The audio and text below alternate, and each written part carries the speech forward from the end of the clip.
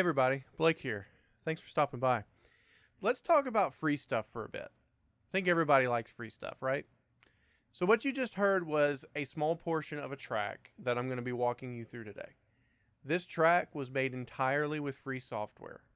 I had this idea about a month ago, and it stemmed from the fact that I feel like more and more people are getting interested in orchestral writing and trying to write their own music. And so they are looking for inexpensive or even free ways of, trying to write music to see if it's something that they would be interested in. And I noticed that if you look around on YouTube, a lot of the videos that show off free sample packs are, indeed, they are free, but the problem is they're sample packs that require the full version of, say, Kontakt. And Kontakt is not cheap. Kontakt costs quite a bit of money. And also, I noticed in a couple of videos I've seen that they take free samples, but then they load them in a DAW that costs hundreds of dollars, and there are effects on the free samples that cost hundreds of dollars. So I set a challenge to myself to write some music with software that doesn't cost anything. Libraries, DAW, effects, all of it, completely free. Only thing you need is a computer. So I set up one of my Windows machines, and I was completely out of my normal studio. So I didn't have access to any of my outboard effects or any of that. It was basically I had my Windows laptop and a sound recorder and a small MIDI keyboard. I'll put a picture up of the setup that I had in my kitchen. So without further ado, let's get to work writing some free music. In this case, I will be using Windows. Ordinarily, I'm on a Mac. If you've seen any of my other videos, I'm in Logic Pro. On the Mac side, your obvious choice would be GarageBand, which is the little brother of Logic. The main issue that I have with GarageBand is in the terms of like buses and aux tracks, they don't let you do a whole lot. In fact, I don't even think they let you create them. So you're a little bit limited in how you can maybe use effects like reverbs and send and return effects and things like that. Windows there are a couple out there, but the one that I've chosen for this, and I chose to conduct this little experiment in, is Cakewalk by Bandlab. This used to be a software that was known as Sonar. In fact, some of us who have known about it for a while probably still refer to it as Sonar, but which was made by a company called Cakewalk. That was the creator of Sonar. And then whenever the rights were sold off to Bandlab, they rebranded it as Cakewalk by Bandlab and released it for free. I didn't really find anything in Cakewalk that was missing that I use when I'm writing and recording music. So you'll kind of have to do, that's a side where you may want to do some research and look around at what programs, look at websites, look at screenshots, look at interfaces that you like.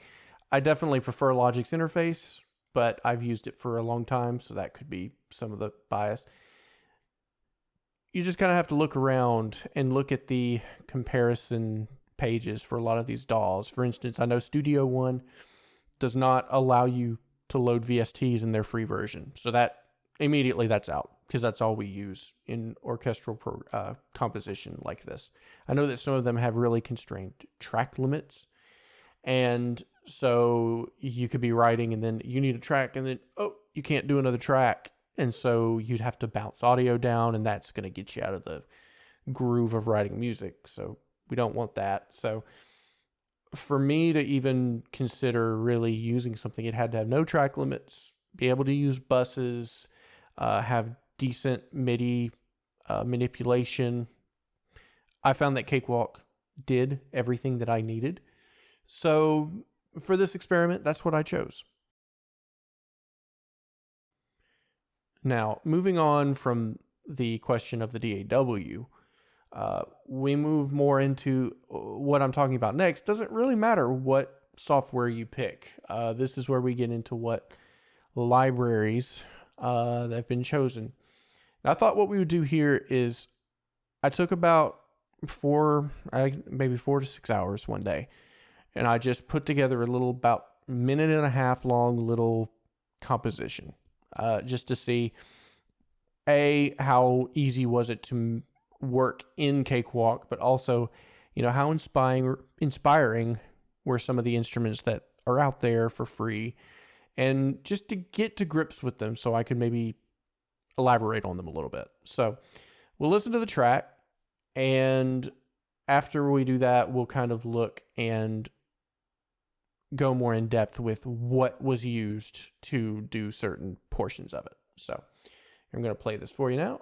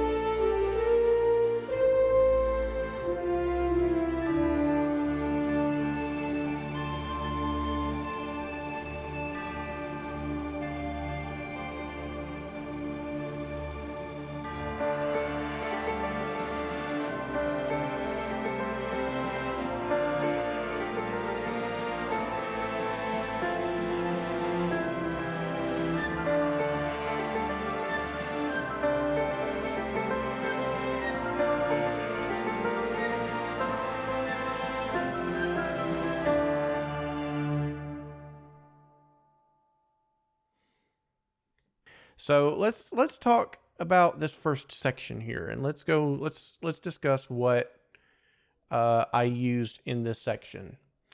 So if we zoom in here, so these are some of these are from Spitfire Audio. In fact, a lot of the things you'll find that a lot of the things in here are from Spitfire Audio. But this is from, some of these sounds are from their Lab series, and their Lab series is a great sort of collection of free VST plugins. And some of them are very popular. For instance, their soft piano is very popular. I know some people use their strings.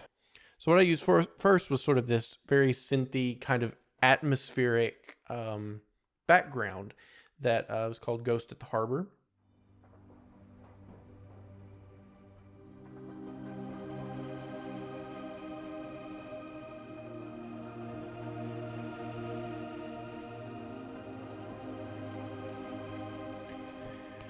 And I just found that I really liked that, and the kind of the creaking of the ship in the background, that just kind of set the tone for the whole thing, to be honest. So this I used as the background, obviously. If we kind of play it and we zoom in here.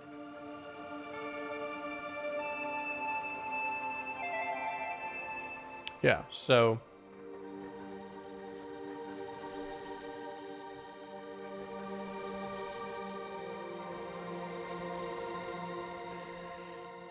it's very long and ethereal. Definitely provides a good bed for just about anything. So yeah, this is from their Lab series, the Tundra Atmos library, and that's just a collection of sort of a bunch of background stuff like that, a bunch of background sort of pads and soundscapes that you can kind of use to add some interest to the background. The other thing that I used in this portion was also from the Lab series. This is the choir.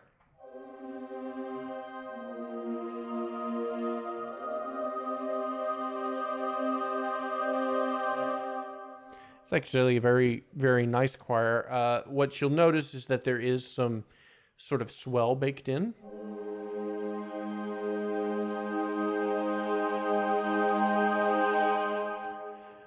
So you kind of have to control that. In fact, you can see right here, this is some automation where as the choir is getting louder, I am bringing the automation down to make it stay about the same volume.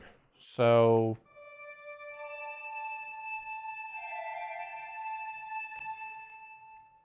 Need to mute this. There we go.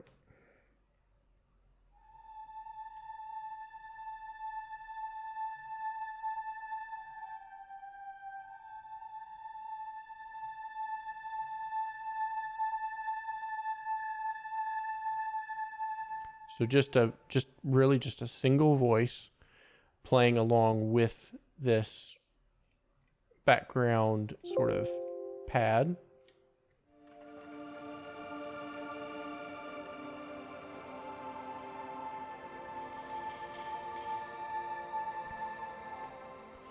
And down here, this is drums from the Free Orchestra by Project Sam.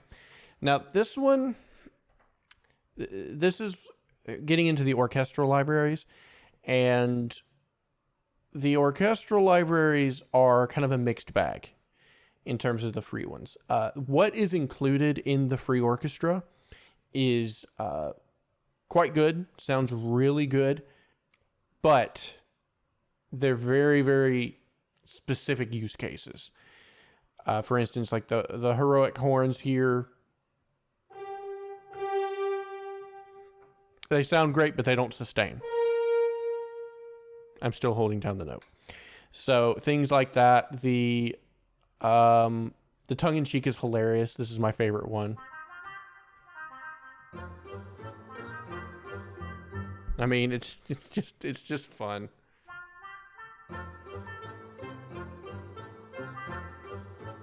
I mean, it's just a lot of fun.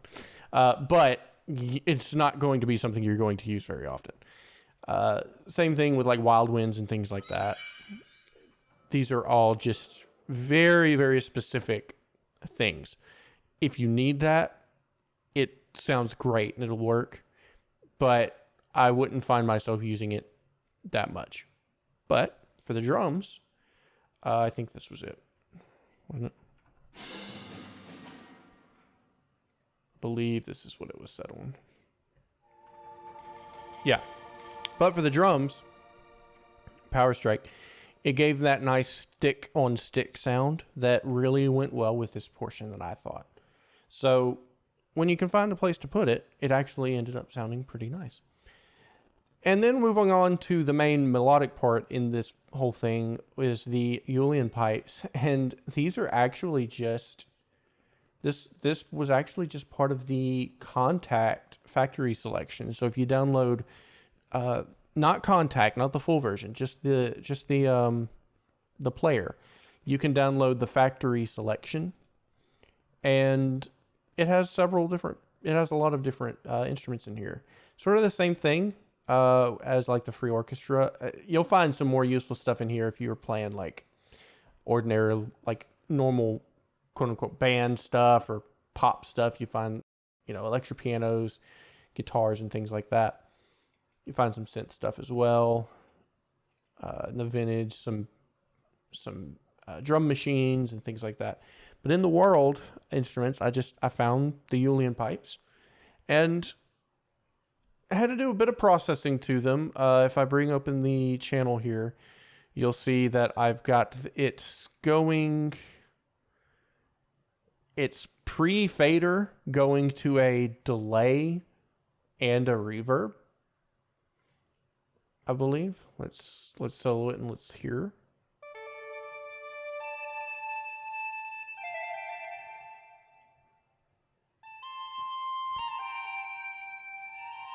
Yeah, so if I turn it down, it's still going to the reverb.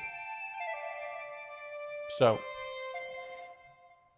by itself, it was a little, and it could probably still use some more EQ work, honestly, but I just at that point wasn't really working on that portion of it. But you drench it in enough reverb, it kind of like everything else, it kind of fixes it. And it actually ends up, when you put it together with everything, I find it sounds okay. And I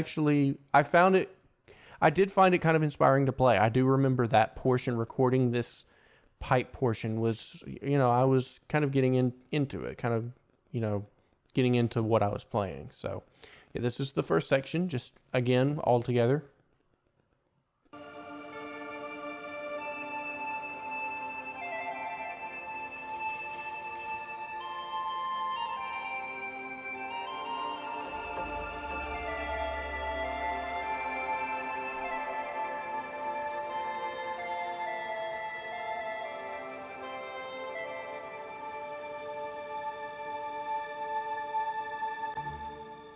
Okay, now getting into the second section, this is where we bring in more of our orchestral elements. So I'll play it for you, and then let's talk about what we've got in here and how it's made up and what instruments were used.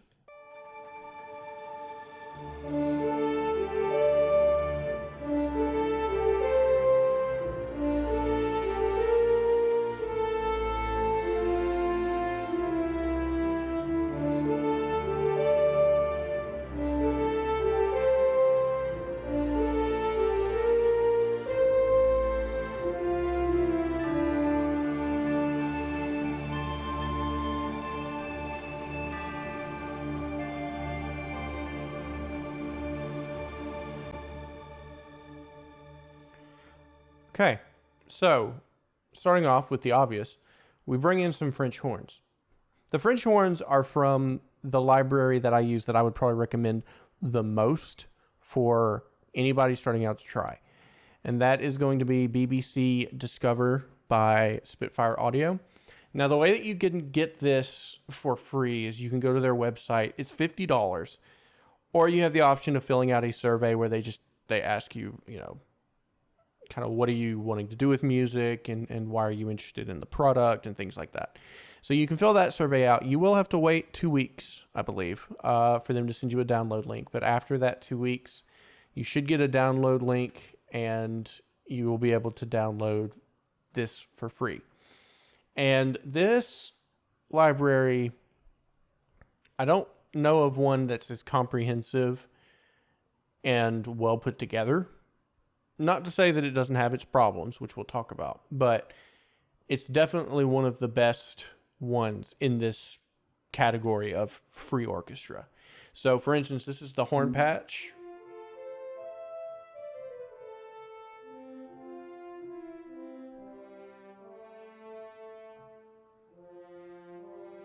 So it's actually a very nice horn patch, especially for the price of free. So in this, you have two different articulations. You have the longs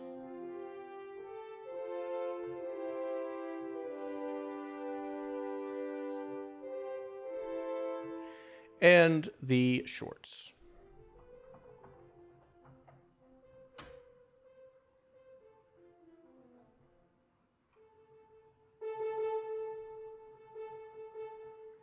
So you have two different articulations that you can look at. And what I found and what I have seen other people do with this library is if you layer those two articulations together, you can get more attack on the note, because the longs are they're a little bit soft at the beginning. So to combat that, you can layer them together.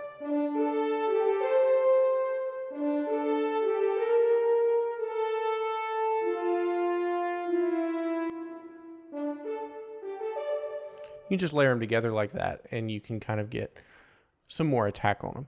So that's kind of what you'll find with a lot of these libraries, is that you can make them sound good, but you have to do a little bit of work.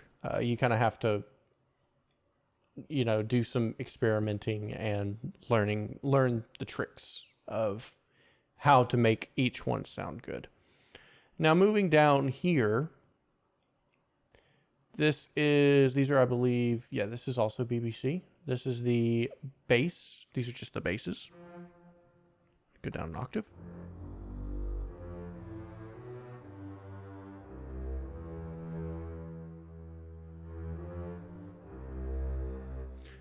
And so, it's a pretty nice sounding bass patch.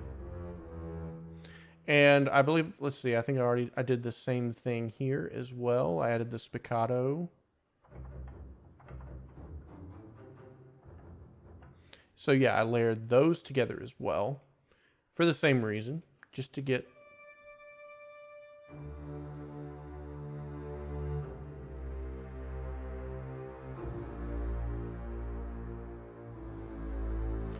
more attack on the beginning of the note.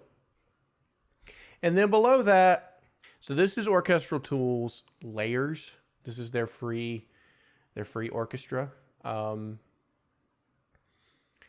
And on first glance, you would think, oh, it's something similar to BBC where I just get, the sections and kind of play. It's not. And I've actually seen comments from other people who kind of were the same way. When I opened it up the first time, I was a little, and I still kind of am, I'm still a little bit disappointed with the way this one was done. You only have the option of playing chords. Let's see. Let me unsolo these. So you only have the option of playing chords. So I'm just, if you can see the keyboard down here, the keyboard display, I'm just playing one note.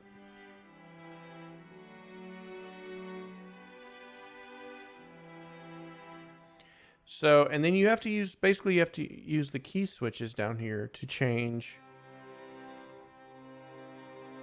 what kind of chord. So if I want to go from a minor chord, I have to hit the C sharp. So if I want to go from C major to A minor, I have to make sure I hit that key switch. So it's good for what it is and it sounds nice, but I found that having to record the key switches was a bit of a, and some of you out there with good ears probably noticed a minute ago when I was playing the horns, where I started it, the strings played the wrong chord, and that is because they were on the wrong key switch. So if I go up here and play from here,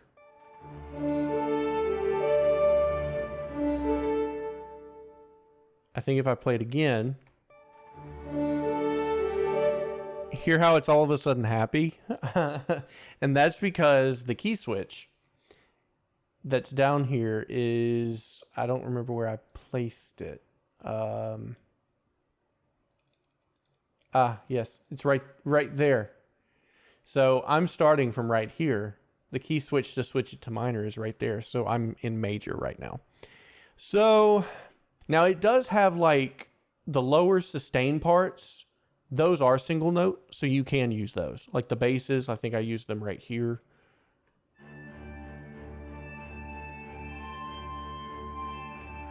Yeah, I use the basses right here. So the lower sustain parts are single note, and you can use those. But moving on, I believe that's mainly the middle portion there. When we get to this sort of turnaround section, we have the horns holding out. We've already talked about the horns. Like I said, this is the orchestral tools layers, but this is the staccato low unison. So those you can use more traditionally, I would say. The thing about the orchestral tools is I believe you do have options for different mics, which is nice. But that's sitting there providing kind of this pulsing bass line for the kind of very Celtic sounding stringed plucked sound. This is also from the Lab series. This is Spitfire Audio's Auto Harp.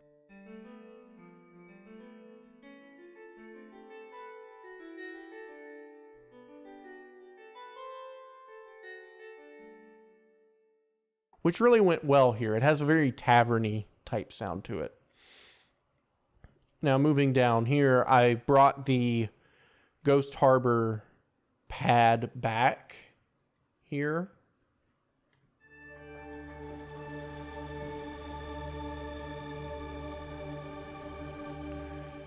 Just to add a little bit of depth to the background there. And then down here, we also had the Uilleann pipes come back. I realized I didn't play this a minute ago.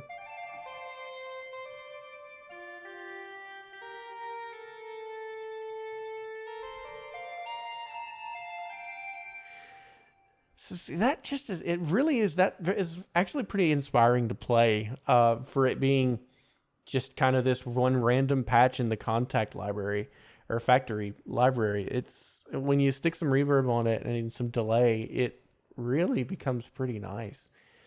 So that comes back in. And then I add in from BBC Discover, I add in some tubular bells, just playing sort of the root notes of the chords. So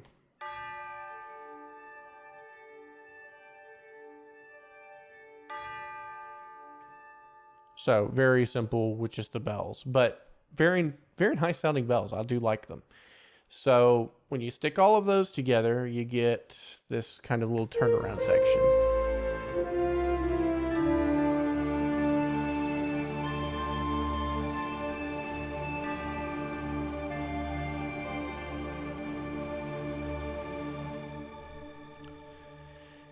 And then we get to the final section. And in here, I use a couple of different things. Down here, I'm using from BBC, the cello. And this says cello. I don't think this is cello. No, this is violas. So this should be viola. Need to change that. So these down here.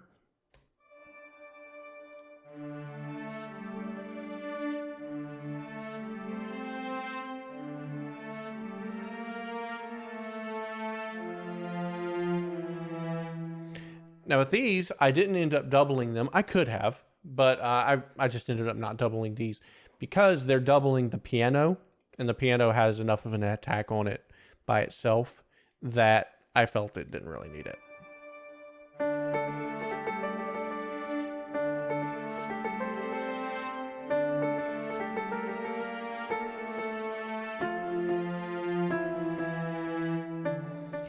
So which piano did I use for that? Okay, well, we'll look at this one.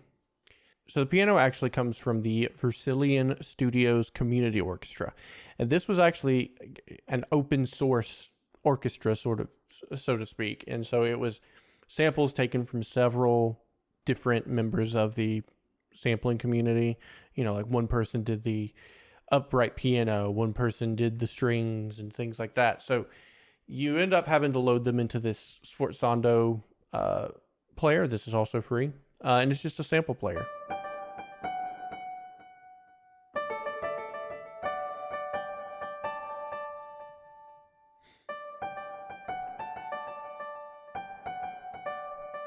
So yeah, it was an upright. I couldn't really find a grand in here.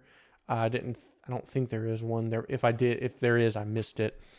And the soft grand from Spitfire is a great piano, but for this, it ended up being a little bit too dark. So I ended up having to go with something a little bit brighter. I did end up darkening the sound with an EQ, as you can see, but it's still a little bit brighter than the Spitfire piano was. And you can hear that I've got it sort of bathed in some reverb and some delay, some heavy delay, just to give it a little bit of extra, interest sonically. So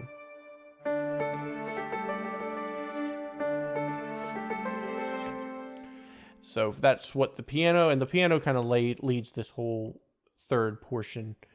For the drums, we did Project Sam again. This is the same track. This is just a snare drum. Have it play with the piano.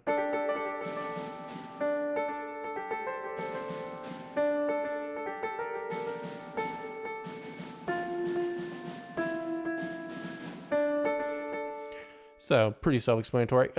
Decent, very good snare drum actually. Like I said, this Power Strike patch for the free orchestra is pretty good. It's got good drums and percussion in it. So this is one of the ones that does make this worth getting. Moving up, we have, this is again the tubular bells. They're kind of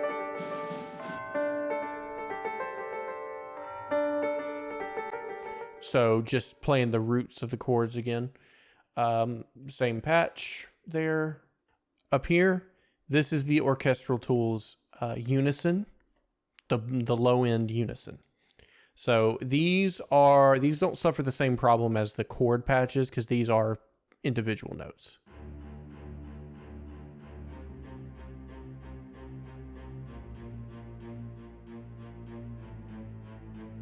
So just playing, again, kind of the bass notes there. Now up here, this is where I swapped from the Orchestral Tools strings to the Spitfire Labs strings. And the reason I did this was what I was talking about earlier. I didn't like having to do the key switches. So this is an altogether string patch.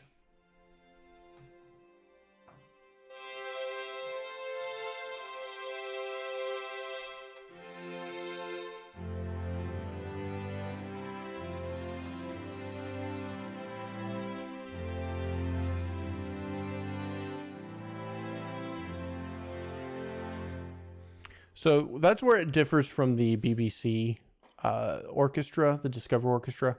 Those are the individual sections. This is one where you can kind of just sit down and play with a keyboard and just play. And you get basses, cello, viola, the whole 9 yards. So I have these just kind of playing chords.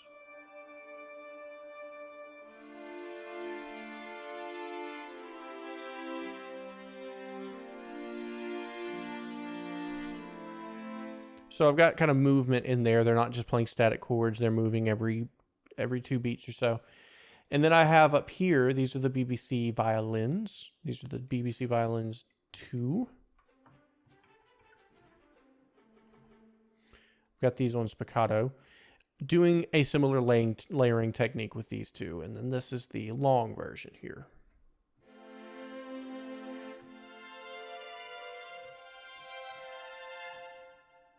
So I've got the strings patch down here, kind of doing viola, cello, and really that mid-range, even though and then I've got viola and cello playing down here. So I've kind of got some layers going on. And then up here with the violins, I've got them kind of on top supporting the strings.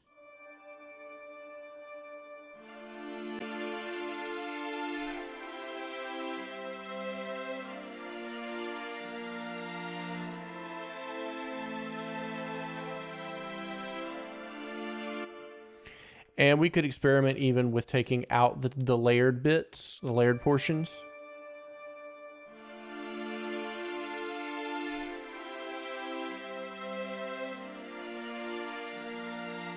In fact, that may have worked better at that point, not having the attack on the notes. So in fact, I'm going to leave those. I'm going to actually mute these. Mute those. And that means we have a bit of a softer attack. And in that situation, I think we kind of actually want that. And finally up here, did I use these?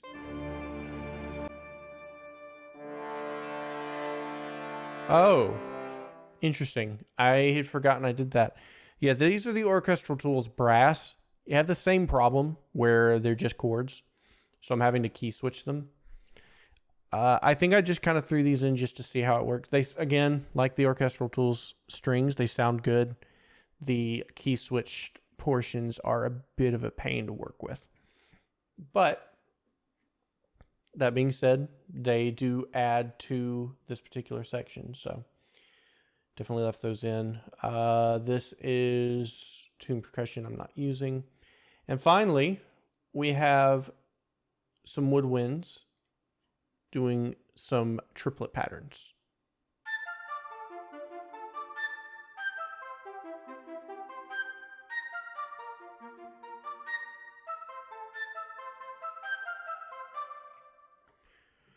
Just kind of simple triplet patterns with the BBC clarinets and the BBC flutes.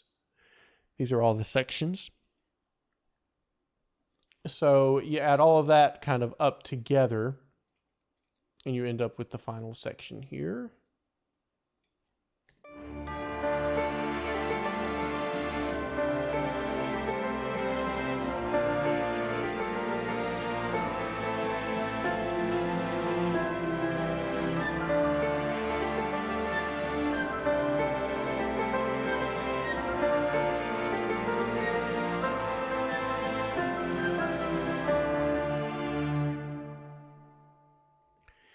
And so that is this composition with nothing but free VSTs. Now, real quick, just to talk about the effects that are being used as far as reverb goes. I have Ascend. Most of these are all going to this bus D, which is running Convology XT, which is an IR loader. And the IRs that I'm using in this case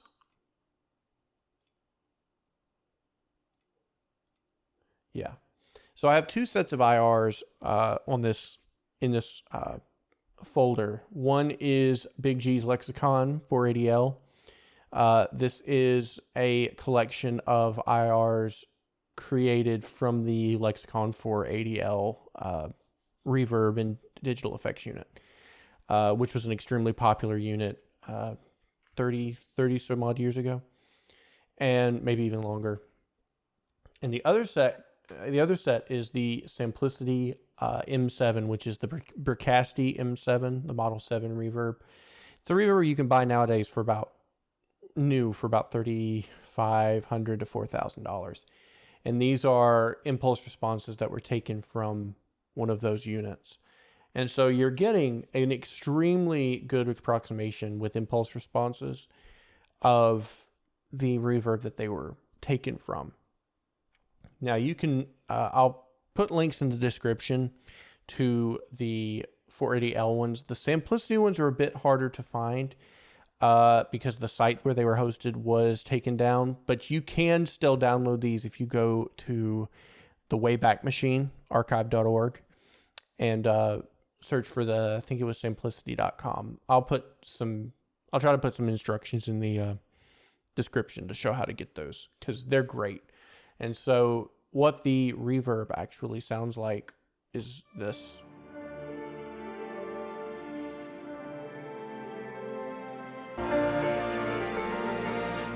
So let's hear it without the reverb.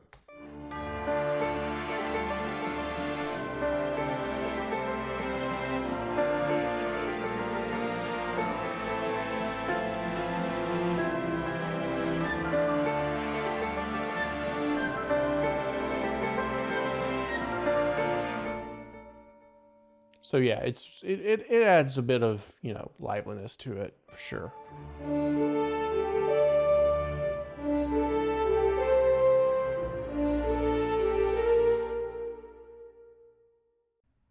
So that was a little track that I came up with. I took just a little bit of time to write.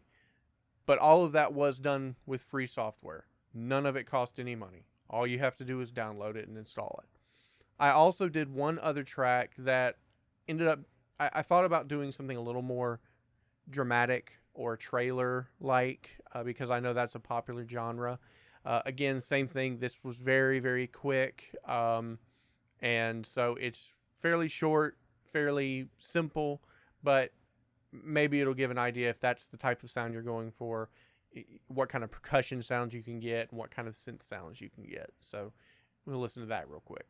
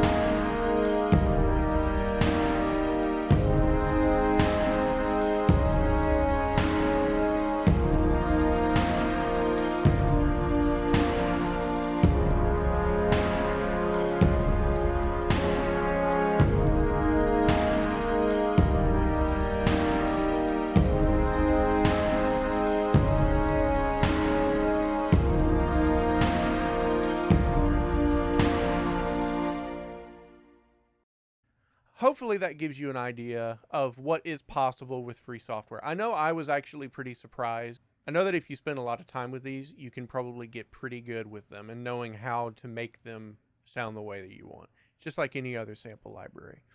So again, hopefully that was helpful. I found it pretty enjoyable. It was definitely a challenge. And if you want to see more stuff like this, if you would like for me to do some more free libraries, or if there's something you want me to maybe talk about more in depth, let me know in the comments. And if I get enough requests for something, maybe I'll make a video on it. But for right now, thank you for watching, and I'll catch y'all next time.